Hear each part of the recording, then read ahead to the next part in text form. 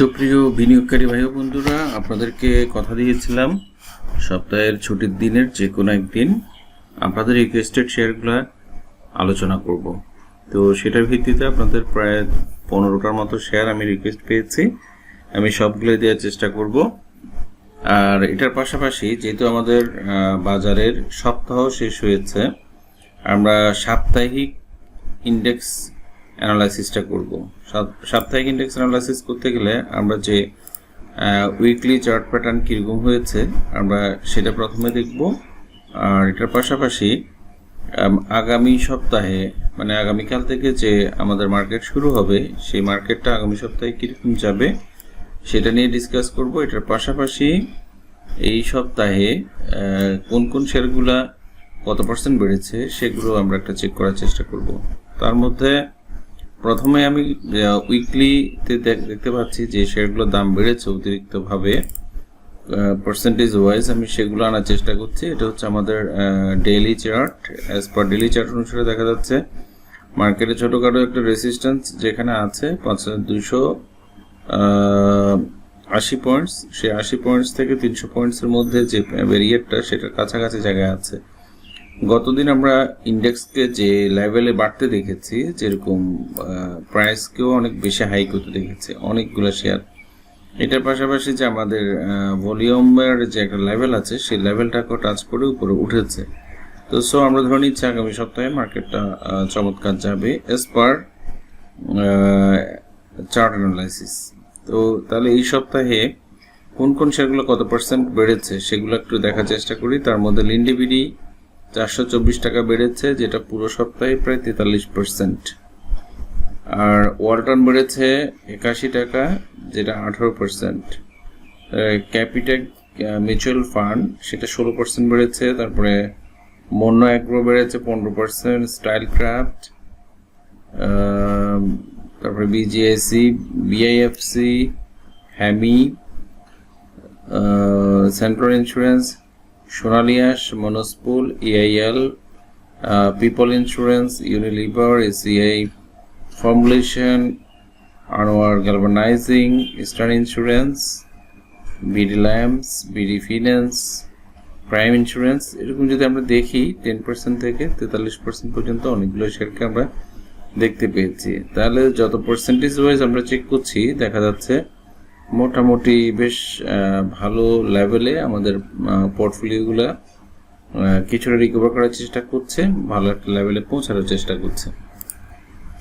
তো এটার ভিত্তিতে যদি আমরা আমাদের ইন্ডেক্সটাও দেখি সেটা অনুসারে আমরা যেটা দেখতে পাবো আমরা সেটাও বলার চেষ্টা করি। ইন্ডেক্সটা বের করি আগে। এই হচ্ছে ইন্ডেক্সের উইকলি চার্ট। আমি ডেইলি চার্টটা অন্য জায়গায় দেখিয়েছি আপনাদেরকে। এস পার উইকলি চার্ট অনুসারে আমরা দেখতে পাচ্ছি মার্কেট টুইজার বটম তৈরি করেছে, মানে দুইটা ক্যান্ডেল মিলে একদম 2 সপ্তাহ জুড়ে পুরা সিমিলার একটা ক্যারেক্টারিস্টিক্স তৈরি করেছে দুইটাই।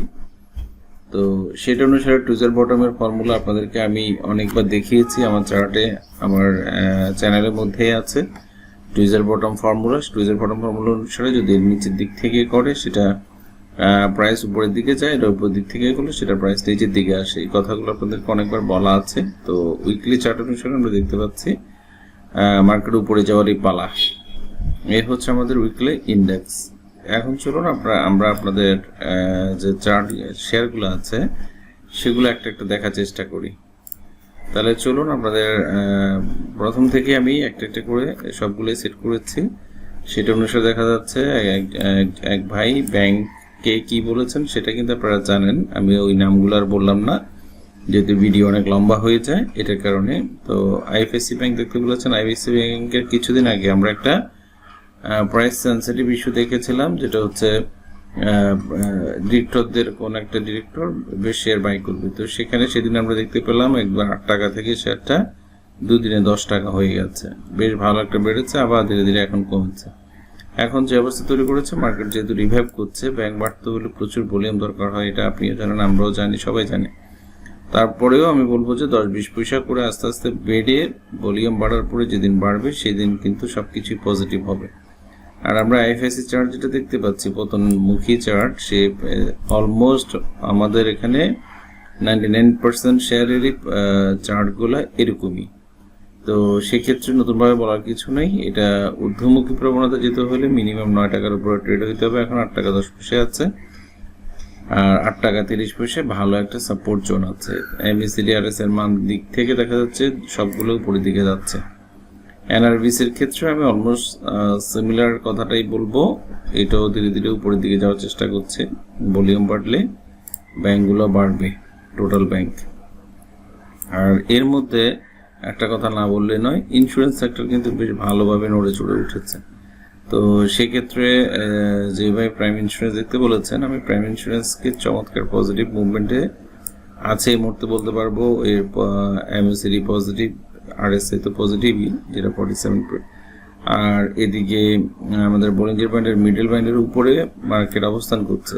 এখন উপরে যেহেতু ডোজি করেছে, ডোজি উঠার সময় ডোজি করলে সমস্যা না, যদি কারেকশানে করে তাহলে এটা 35 টাকার নিচে নামার সম্ভাবনা খুবই কম, যেহেতু এখন ঊর্ধ্বমুখী প্রবণতায় আছে।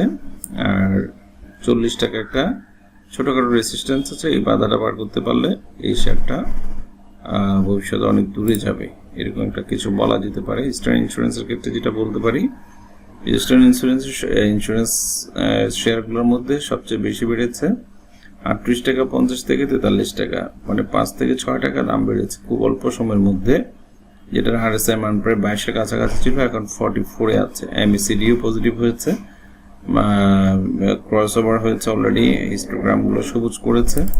শুধু একটা ছোট্ট ব্যারিয়ার আছে এখন, সেই ব্যারিয়ারটা হচ্ছে 43 টাকা 50 পয়সা। 43 টাকা 50 পয়সার উপরে যদি ক্লোজ করতে পারে প্রাইস, দেন এটা 47, 48 বা 50 লেভেলে সেল করা কোনো ব্যাপারই না। এটা একদম অল্প সময়ের মধ্যে ঘটনাটা ঘটার সম্ভাবনা আছে, এরকম একটা ব্যাপার। এটা একটা রেসিস্ট্যান্স, এখানে একটা ছোটখাটো রেসিস্ট্যান্স আছে। তো মার্কেট যেহেতু আমরা ইন্ডেক্স আগে ভাগে দেখেছি, একটাই কারণ, ইন্ডেক্সের সাথে সাথে আমাদের শেয়ারগুলোকে অ্যানালাইসিস করতে হবে। ইন্ডেক্স যেহেতু পজিটিভ যাবে এরকম সম্ভাবনা দেখা দিচ্ছে, আর শেয়ারগুলোতেও সম্ভাবনা প্রচুর। এই শেয়ারটার ব্যারিয়ার 48 থেকে 52, এই ব্যারিয়ারটা পার করতে পারলেই শেয়ারটা বহু দূর যাওয়ার একটা সম্ভাবনা আছে। এই জায়গার মধ্যে একটা ব্যারিকেড আছে বাধা, সে বাধা অতিক্রম করতে পারলে উপরের দিকে যাবে, আদারওয়াইজ এখানেই সাইডে মুভমেন্ট করার সম্ভাবনা থাকে।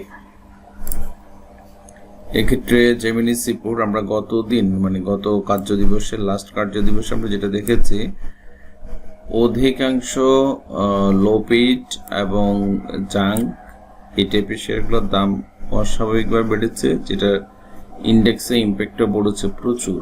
তো সেক্ষেত্রে জেমিনি সিপুরও এর ব্যতিক্রম কিছু নয়। জেমিনি সিপুরের এভরিথিং এই মুহূর্তে পজিটিভ। এভরিথিং বলতে বোঝাচ্ছি আমি RSI, MACD আর প্রাইস রেঞ্জটাও, যেটা অলরেডি মুভিং অ্যাভারেজ 20-তে টাচ করেছে 235 টাকা 50 পয়সা। আগামী দিন যদি এটার উপরে ক্লোজ করতে পারে, যে তাহলে কিন্তু এটা অনেক দূর ঊর্ধ্বমুখী হবে। সেই ঊর্ধ্বমুখী প্রবণতা যেতে হলে তাকে 305 টাকার লেভেলে যেতে হবে। 305 টাকা পর্যন্ত এটার এখন বাধা আছে। আর রিসেন্ট আগামীকালকের বাধা যেটা, সেটা আমার মনে হয় অতিক্রম করে ফেলতে পারবে, কারণ প্রাইস এবং ভলিউম সবকিছু চমৎকার। আর এখানে একটা মারবুজু ক্যান্ডেল করেছে, এই টাইপের মারবুজু ক্যান্ডেল করলে আগামী দিনে একটা মারবুজু ক্যান্ডেল হওয়ার সম্ভাবনা থাকে। তার মানে এটা হচ্ছে এটা হল্টেড ছিল, আগামী দিনেও হল্টেড হওয়ার প্রচুর পসিবিলিটিস আছে, কিন্তু সবকিছু পজিটিভ। আর সোনালী পেপার তোকে যেটা বললাম, সব লো পেড শেয়ারগুলো দাম বেড়েছে। সোনালী পেপার ও লো পেড শেয়ারের মধ্যে অন্যতম। এটার 305-6 টাকায় বাধা আছে, 279 টাকা আছে, আরো 30 টাকা বাড়ার মতো জায়গা আছে। তো এক্ষেত্রে যেহেতু গতদিন লো পেড জাঙ্কগুলোর দাম বাড়ছিল, সেই লো পেড জাঙ্ক অনুসারে আমরা ধরে নিব যে এটা আগামী দিন রোববারও বাজার কন্টিনিউ করার সম্ভাবনা আছে লো পেড জাঙ্কগুলা। আর আগামী দিন যদি টিকে যায় তাহলে আমরা কিছুদিন লো পেড জাঙ্ক শেয়ারগুলোকে বাড়তে দেখব। এখন দেখবো আমরা এডিএনটেলের ক্ষেত্রেও ব্যতিক্রম কিছু নয়। এডিএনটেলের চার্ট দেখলে আমরা বলতে পারি 150 টাকা থেকে শেয়ারের দাম একদম 77-78 নেমে গিয়েছিল, এখন ধীরে ধীরে বাড়ার চেষ্টা করছে। এডিএনটেল 87 টাকা 50 পয়সা বাধা আছে, এটা অতিক্রম করতে পারলে নতুন কোন একটা নতুন রেসিস্ট্যান্স ক্রিয়েট করবে। ইউনিক হোটেল সবচেয়ে ইউনিক একটা প্রবণতা দেখিয়েছে। এটা মানে খুব অস্বাভাবিকভাবে 49 থেকে 57 টাকা, মানে 8 টাকা দাম বেড়েছে 4 থেকে 5টা ওয়ার্কিং ডের মধ্যে। তা এমনকি ভলিউমও বেশ ভালো করেছে। এটা ফান্ডামেন্টাল রেশিও চেক করলে হয়তো আমরা জানতে পারবো ফান্ডামেন্টালি কোনো ভালো নিউজ এসছে যেটার কারণে হয়তো এই ঘটনাটা ঘটেছে। আমি একটু চেক করতে পারি, যেহেতু আপনারা ফান্ডামেন্টাল রেশিওসগুলো অবশ্যই চেক করবেন। যদি শেয়ার থেকে থাকে শেয়ারগুলো চেক করবেন, আর শেয়ার যদি নাও থাকে কিনবেন এরকম প্ল্যান নেন, আগে ফান্ডামেন্টালটা চেক করবেন, তারপরে হলো টেকনিক্যাল। এর আগে কিন্তু শেয়ার বাই করা যাবে না, করলে খুব সমস্যা হবে। যেমন 30শে এপ্রিলে শেয়ারটার ইপিএস শো করেছে 3 টাকা 8 পয়সা, যেটা এর আগের বার ছিল 4 টাকা 4 পয়সা। ইপিএস ডিলুটেড ইপিএস ছিল 3 টাকা 94 পয়সা, যেটা 5 টাকা, সবকিছু কম দেখিয়েছে। নেট ক্যাশ ফ্লো 4 টাকা 75, এর আগে ছিল 4 টাকা 20। নেট ক্যাশ ফ্লোটা একটু ভালো। এনএভি আগে 90 ছিল, এটি নেট ক্যাশ ফ্লো এবং এনএভি দুইটাই চমৎকার করেছে, বাট আর্নিংসটা আগের যে কোনো সময় চাইতে কিছুটা কমেছে। এখন এটার পরেও কেন দাম বাড়ছে এটা আসলে আমার জানা নেই,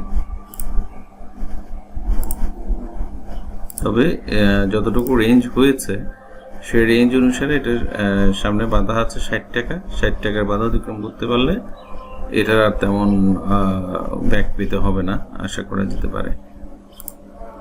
তারপরে হচ্ছে সেন্ট্রাল ফার্মা।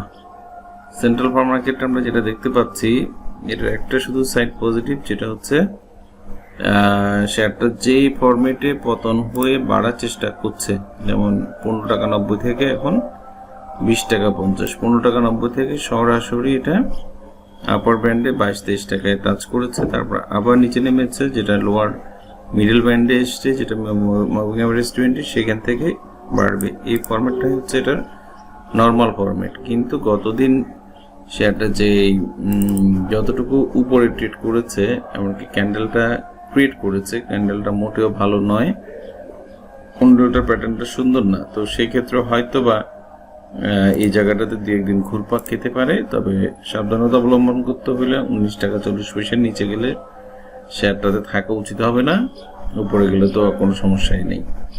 তো এটা শুধু মাথায় রাখতে হবে যে 19 টাকা 40-এর নিচে এই শেয়ারটা নামা যাবে না, ততদিন পর্যন্ত শেয়ারটাতে স্টে করবেন।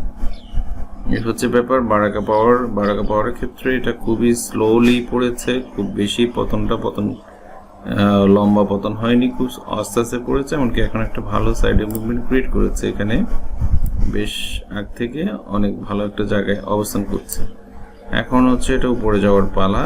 এটার এমএসিডি আরএসআই এখনো ঊর্ধ্বমুখী প্রবণতা যাওয়ার জন্য রেডি হয়নি। আমি বলবো এটা 13 টাকার উপরে যদি ট্রেড হয় তখন এটা গতিশীলতা পাবে। বিডিকমের চার্ট প্যাটার্নটা এটা আমার খুবই পছন্দ, যেমন আমি গতদিন আপনাদেরকে নাহি ক্যাপ এবং কাশিম ড্রাইসেল দিয়েছি, দুইটার প্যাটার্ন যেরকম বিডিকমের প্যাটার্ন অলমোস্ট সেম।